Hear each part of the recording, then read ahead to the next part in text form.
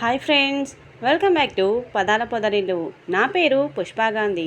ప్రణయ సంగమం 44వ భాగం. స్టాఫ్ మొత్తం వచ్చారా ఇవాళ? ఇంకా ఎవరైనా మిస్ అయ్యారా అని అనుమానంగా చూస్తూ అడుగుతుంది కావ్య అటెండర్ని. అటెండర్ సుగుణ వెళ్తుండడం చూసి ప్రణయ్ కూడా వచ్చింది అనుకుని మిగతా వాళ్ళందరూ వచ్చినట్టు తెలియడంతో అదే చెప్తాడు వినయంగా. అందరూ వచ్చారు మేడం, ఒకరు తప్ప అని కావ్యని చూస్తాడు. కావ్య కళ్ళని చిన్నవి చేసి చూస్తూ ఎవరది అని అడుగుతుంది. దానికి అటెండర్, ఒక లెక్చరర్ ఈ మధ్య సరిగా రావడం లేదు. అతను కూడా 1 year బ్యాక్నే కాలేజ్లో జూనియర్ లెక్చరర్గా జాయిన్ అయ్యాడు.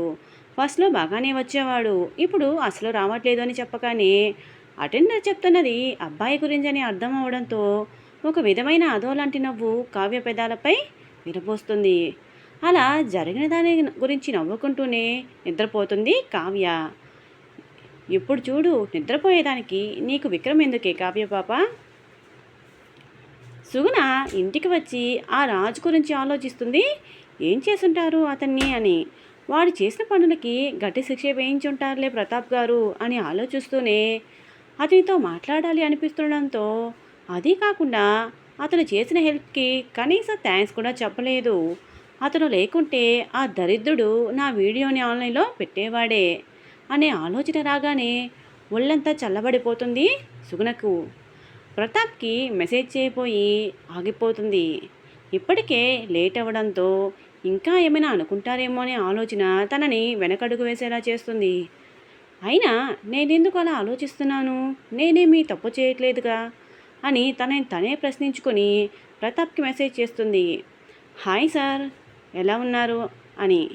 అప్పటికే రూమ్కి వచ్చి ఫ్రెష్ అవ్వడానికి వాష్రూమ్లోకి తూరిన ప్రతాప్ మెసేజ్ చూడడు. సుగుణ ప్రతాప్ రిప్లై కోసం చూస్తుంది. ఎంతకీ లేకపోయేసరికి ఫోన్ ఛార్జింగ్ పెట్టి డిన్నర్ కంప్లీట్ చేసుకుని రూమ్కి వస్తుంది. అప్పుడు కూడా రిప్లై లేకపోవడంతో బిజీగా ఉన్నారేమో అనుకుని ప్రణయ్కి మెసేజ్ చేయడానికి ఫోన్ తీసుకుంటుంది. అలా తీసుకున్నదో లేదో అప్పుడే ప్రతాప్ నుండి రిప్లై వస్తుంది సుగుణకి. ప్రతాప్ నుండి హాయ్ అన్న రిప్లైకి మొహం మతాబులా వెలిగిపోతుంది పాపకి. ఫార్మాలిటీగా మాట్లాడుకున్నాక తిన్నారా సార్ అని అడిగిన సుగుణకు, లేదు, ఇంతవరకు ముందుగానే వచ్చాను, ఇప్పుడు తినాలి అని చెప్తాడు ప్రతాప్. హో అవునా, ఇప్పటికే లేట్ అయ్యిందిగా, త్వరగా తినండి అని చెప్పి ఇంతకీ ఏం తింటారు ఇప్పుడు అని అడుగుతుంది సుగుణ. ఏదో ఏం తింటాను, ఒంటికాయ వేసుంటూ గుమ్మగాడిని, ఏదో 2 దోశలు వేసుకొని పిక్కలతో తినేయాల్సిందే. కమ్మటి ఇంటి భోజనం తిని ఎన్నాళ్ళయ్యిందో అని ప్రతాప్ చెప్పగానే ప్రతాప్ మాటలకి నవ్వు వస్తుండడంతో, అలా అనుకునే బదులు పెళ్లి చేసుకోవచ్చు కదా సార్, ఎంచక్క మీ శ్రీమతి చేతి వంట తినేవాళ్ళుగా ప్రతిరోజు అంటుంది సుగుణ.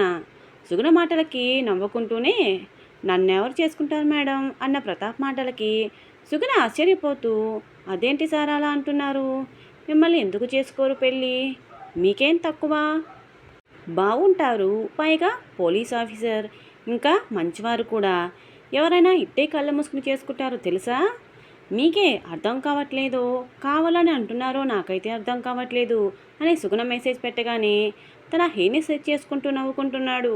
మీరు చెప్పింది వింటుంటే నాకు కూడా నిజమే అనిపిస్తుంది, కానీ ఏంటి కహానీలాగా అనుకుంటుంది మనసులో. పోలీస్ అనేసరికి భయపడి వెనక్కి తగ్గుతున్నారనిపిస్తుంది నాకు అని రిప్లై ఇస్తాడు ప్రతాప్.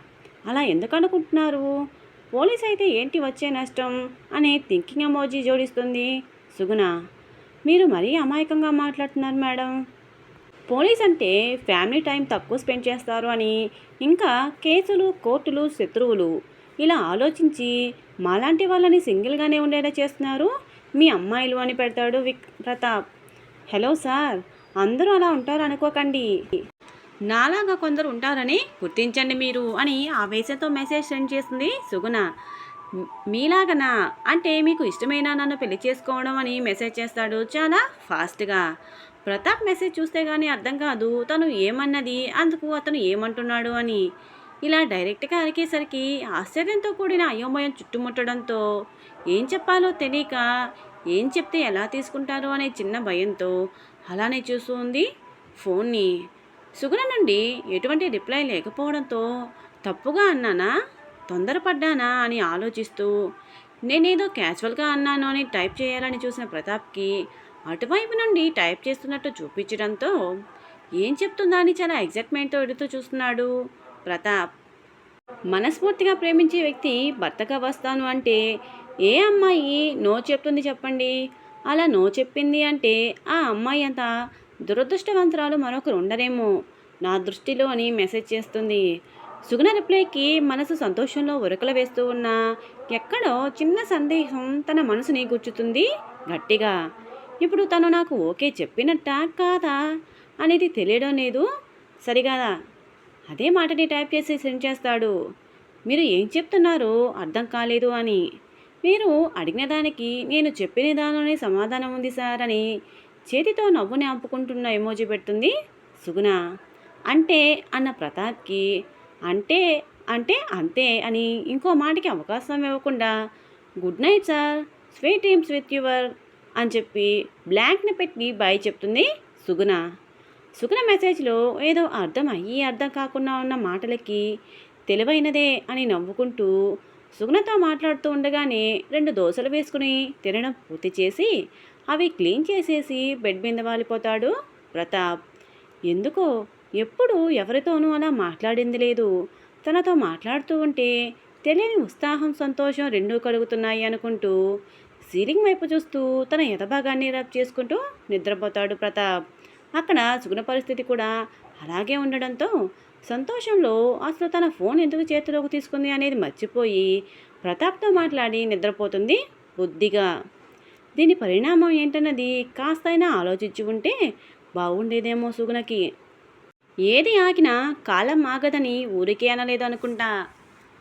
ఎప్పటిలాగే సూర్యభగవానుడు తన డ్యూటీ తను చేసుకుపోయాడు.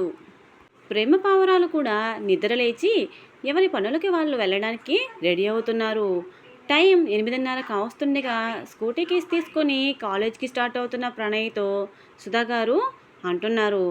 ఈ ఒక్కరోజు ఉండొచ్చు కదా ప్రణయ, నిన్ననే ఫీవర్ వచ్చింది, ఇవాళ కాలేజ్కి వెళ్తాను అని రెడీ అయ్యావు. 2 రోజులకి ఏమైపోలేని స్టూడెంట్స్. ఆ అబ్బాయి కూడా చెప్పాడుగా, అతనే మీ చైర్మన్. ఇంకేంటి ఇంట్లో ఉండొచ్చు కదా అంటూ ఎంత చెప్తున్నా వినిపించుకోకుండా కాలేజ్కి స్టార్ట్ అవుతున్న ప్రణయ్కి మెడిసిన్స్ ఇంకా లంచ్ బాక్స్ చేతికిస్తూ చెప్తుంది. ఇదంతా తన మీద ప్రేమతో అని తెలిసిన ప్రణయ స్కూటీని వదిలేసి తల్లి చుట్టూ చేతులు పైన వేసి, అమ్మా ఏమనుకోకు, ఇంట్లో ఉంటే బోర్ కొడుతుంది, స్టూడెంట్స్కి కూడా సిలబస్ లేట్ అవుతుంది, అలవాటు పడిన ప్రాణం కదా, ఊరకనే కూర్చోలేకున్నానంటే నమ్ము, అందుకే వెళ్తాను అంటున్నాను, నా వల్ల స్టూడెంట్స్ ఇబ్బంది పడకూడదు కదా. ఇప్పుడు ఏమైంది, నేను బాగానే ఉన్నానుగా అంటూ చూడు అని తల్లిని వదిలి అటు ఇటు కుందేలులా నడుస్తుంది ప్రణయ. ఇక్కడ చెప్పడం వేస్ట్ అనుకున్న సుధా గారు, ఇన్ని చెప్తున్నావే కానీ నువ్వు చెప్పినట్టు వింటాను అమ్మా అని మాటే రావట్లేదు చూడు నీ నుండి. ఇక ఇదంతా ఎందుకు కానీ త్వరగా స్టార్ట్ అవ్వు, లేట్ అయితే ఎండ ఎక్కువ అవుతుంది. బెట్ట కొట్టి నీరసం వస్తే సెలైన్లు ఇంజక్షన్లు వేయించుకోవాలి, తర్వాత నీ ఇష్టమని అనగానే నిజమే మమ్మీ అంటూ బుగ్గన ముద్దు పెట్టేసి తుర్రున ఎగిరిపోతుంది తన స్కూటీలో ప్రణయ. కాలేజ్కి స్టార్ట్ అవుతున్న విక్రమ్ని చూస్తుంది కావ్య. తననే చూస్తున్న కావ్యను చూశాడు విక్రమ్. ఇలా చూస్తుందేంటి, ఇవాళ కూడా వస్తాను అంటుందా అని ఆలోచిస్తూనే స్టెప్స్ దిగుతూ వస్తున్నాడు విక్రమ్. సోఫాలో సెటిల్ అయ్యి చేతిలో ఫోన్ స్విప్ చేస్తూ మధ్య మధ్యలో విక్రమ్ని గమనిస్తుంది కావ్య. కావ్య బిహేవియర్ డిఫరెంట్గా అనిపిస్తుండడంతో ఏదో ఉంది అనుకుంటూనే బ్రేక్ఫాస్ట్ కంప్లీట్ చేసుకొని కార్ స్టార్ట్ చేస్తాడు విక్రమ్. శ్యామల గారికి వెళ్ళొస్తాను అని చెప్పి కార్ స్టార్ట్ అయినా ఎటువంటి కదలిక లేకుండా ఇందాకటిలానే చూస్తున్న కావ్యని చూసి సంథింగ్ ఈజ్ ఫిషీ అనుకుంటూ ఇంటి కాంపౌండ్ దాటిస్తాడు కారుని. కావ్య చూపు దేనికి సంకేతం? సుగుణ ప్రతాప్ లవ్ ట్రాక్ పట్టాలెక్కినట్టేనా? ప్రణయ సంగమం కొనసాగుతుంది. ఇదండి ఈరోజు కథ. ఎలా ఉంది, మీకు నచ్చిందా? ఈ కథ మీకు నచ్చినట్టు అయితే వీడియోని లైక్ చేసి ఈ కథ మీద మీ అభిప్రాయాన్ని చిన్న కామెంట్ రూపంలో తెలియచేయండి. అలాగే మన పదాల పదుల ఛానల్ని ఇంకా సబ్స్క్రైబ్ చేసుకున్నటువంటి వాళ్ళు వెంటనే ఒక క్లిక్తో సబ్స్క్రైబ్ చేసుకొని మీ ఫ్రెండ్స్కి షేర్ చేయండి. మరొక ఎపిసోడ్తో మరికొన్ని సరికొత్త భావాలతో మళ్ళీ కలుసుకుందాం. బాయ్.